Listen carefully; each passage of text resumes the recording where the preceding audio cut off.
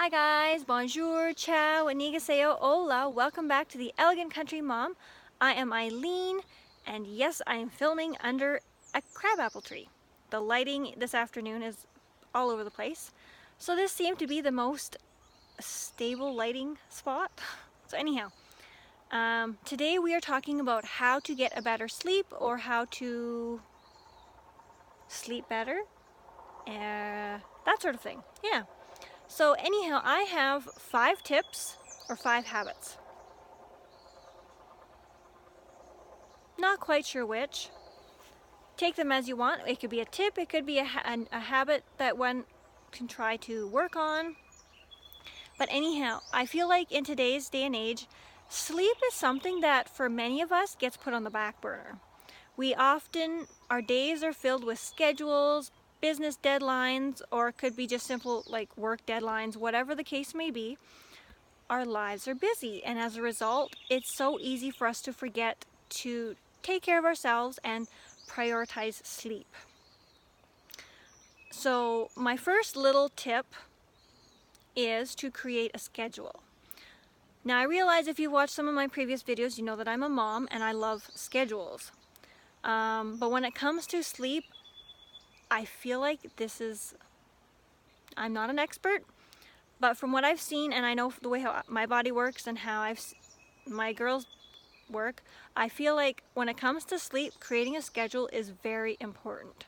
Now this does not mean a day-to-day schedule. That's something completely different. This is a wake and a sleep schedule. Set a time for when you want to go to bed and work your hardest to stick to it. It could be 9:30, it could be 10 o'clock. And then the next day you wake up, say 6:30, 7 o'clock, whatever the time is. Set a time for waking up and for sleeping. And that will help your body to know when it's supposed to be awake and when it's supposed to sleep. Sorry about the lighting. The light seems to peek through the leaves. But anyhow, create a schedule. Number 2 is to be smart about napping. I don't know about you, but for me at times when I'm exhausted, I want nothing more than to just take a nice good nap. And I like naps where when I wake up, I feel refreshed. However, we need to be smart about napping. If you're napping in the afternoon or sometime after supper, set a timer. Say 15 to 21 minutes. You don't want to sleep too long. I have done a bit of research on naps, and within a certain time span is when your body will actually receive the most energy from a nap. And I don't remember the exact scientific number, but it basically ranged from anywhere between 10 to 20 minutes. Now I realized I said 15 to 21. Our bodies are different. Some people can have a 10-minute nap, wake up, and be completely fine. They feel energized, revived, whatever. For me, a quick nap will be 21 minutes. For some odd reason, I'm just the type of person where I just need a little bit more time for my brain to relax before I can actually get into a little bit of a sleep mode. But anyhow, long story short, set a timer and be smart about napping. Number 3 is exercise.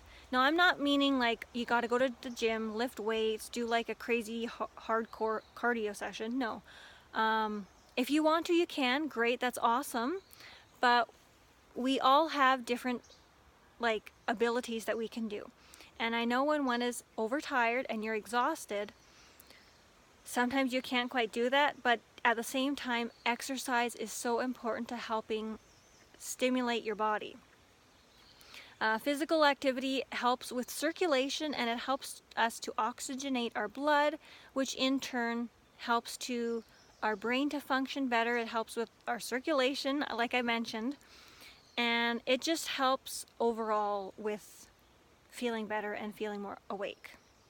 And it helps to reduce stress, which in turn, at the end of the day, will help you sleep better. And of course, endorphins are good for you too, because endorphins are the happy hormone. And number 4 is control your light exposure. This is because, if you're not sure, melatonin is our body's sleep hormone. Melatonin is what our body produces when it's time to go to bed. It helps us to relax, unwind, and get ready to sleep. So during the daytime, do your best to increase your natural lighting. Like if you're able to get outside, enjoy some sunshine, perfect. If not, either open windows or change the light bulbs. Well, I realize if you're working like in a department store, you can't really change the lights. But either way, do your best to increase your exposure to natural light, because sunshine is the best. Of course, there are special light bulbs that one can get that help mimic the sun's rays, that sort of thing. The point is, by doing this, it again helps to train our body when it's daytime and when it's nighttime.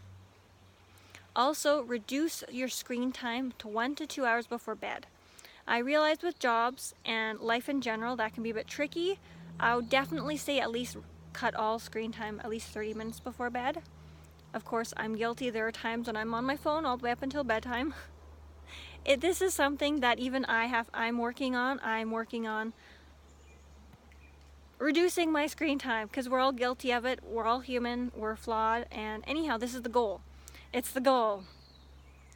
But by doing this, our body can produce melatonin, because lighting, like screen lighting, whether it be from your TV, your phone, whatever the case may be, the light that these electronics give off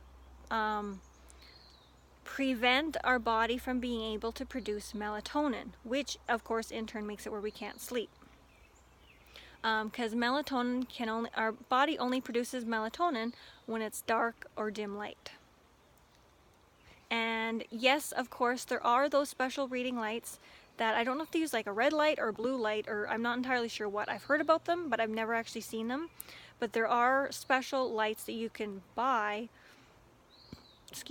that allow you to, say, read a book in dim lighting, but it won't hurt your eyes. I hope you know what I'm talking about. I'm not entirely sure what they're called. Anyhow, tip number 5: eating and drinking.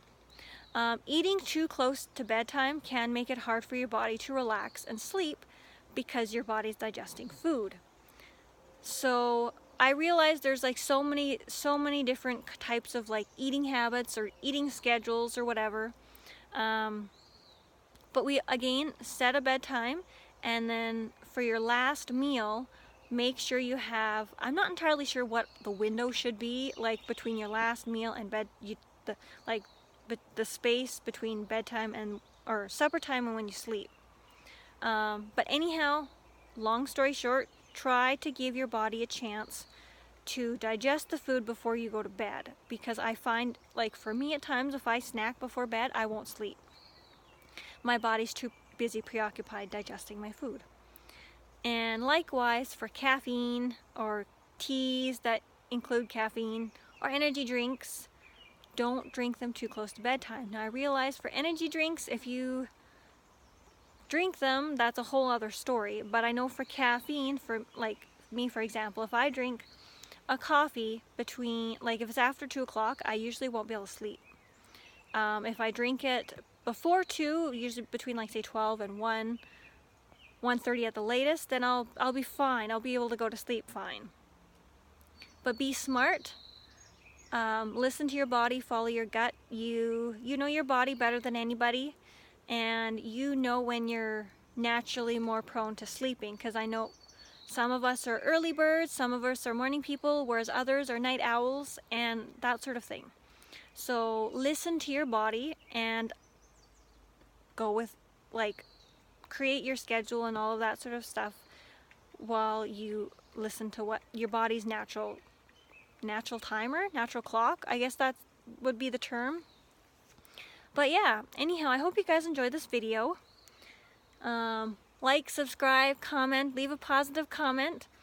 And if you guys have any sleeping tips or how to improve one's sleep kind of thing that I did not mention, you are more than welcome to leave a comment down below. And don't forget, follow your gut, be you, and smile. Thank you guys so much for watching, and have an awesome day. I'll talk to you later. Bye.